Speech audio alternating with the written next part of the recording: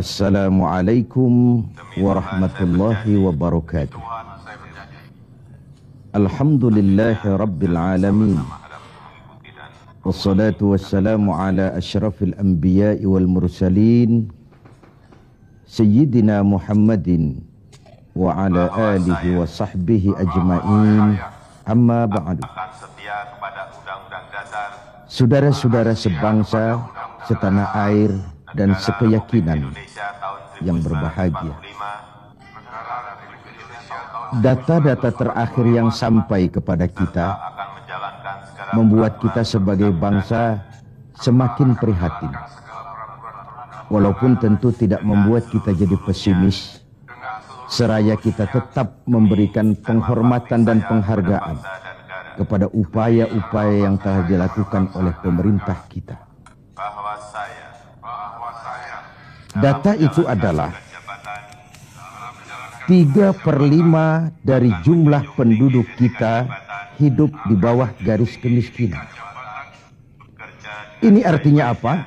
60% dari 210 juta rakyat kita hidup di bawah garis kemiskinan dan 20% diantaranya dalam kemiskinan mutlak.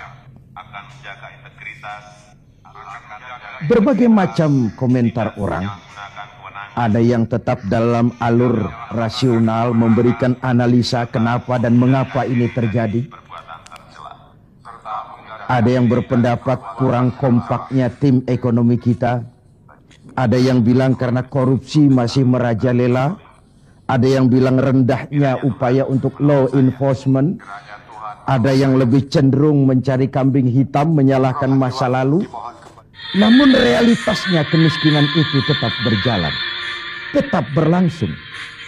Sementara kita harus melakukan upaya-upaya di dalam alur kebersamaan terhadap kondisi yang dihadapi oleh mayoritas bangsa kita ini.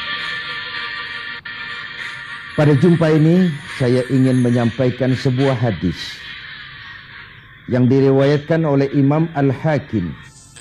Rasulullah sallallahu alaihi wasallam bersabda, "Arba'un man kunna fihi nasyarallahu rahmatuh wa adkhalahu jannatuh."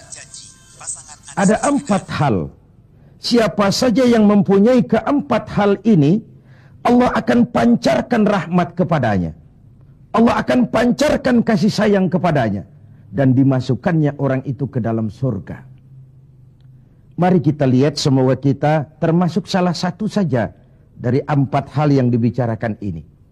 Yang pertama, man awa miskinan. Orang yang memberikan perlindungan, memberikan tempat tinggal, menaungi orang-orang yang miskin.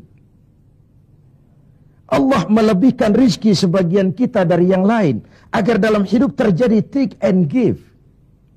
Karena bagaimanapun kita ini saling memerlukan. Tidak ada orang hebat yang bisa hidup sendirian. Betapa dan siapapun kita memerlukan yang lain. 60% rakyat kita hidup di bawah garis kemiskinan dan bukan mereka punya mau. Padahal subhanallah, kita diberikan negara yang begini kaya, hijau, ranau, subur, makmur. Bumi kita mengandung gas, batu bara, minyak, laut kita kaya, hutan kita kaya, negara kita kaya dan penduduk kita miskin. What's wrong? Tapi pertanyaan ini bisa mengundang berbagai macam polemik. Oleh karena itu, saya ingin mengetuk hati kita semua.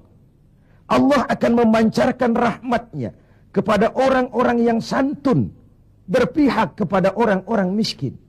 Hukum sering tidak berpihak kepada kemiskinan. Kebenaran sering tidak berpihak kepada kemiskinan. Sehingga dengan demikian tersudutlah dia di pojok-pojok kehidupan. Padahal ini masalah kita bersama. Sementara Rasul dengan tegas memperingatkan, wallahu fi aunil abdi madamal abdu fi auni akhi. Allah akan selalu menolong seorang hamba selama hamba itu masih mau menolong saudaranya.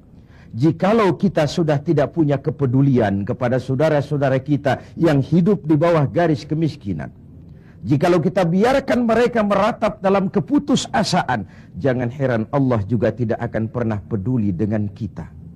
Sementara kemalangan apa yang lebih besar dalam hidup ini kalau Allah sudah tidak mau peduli dengan kita lagi.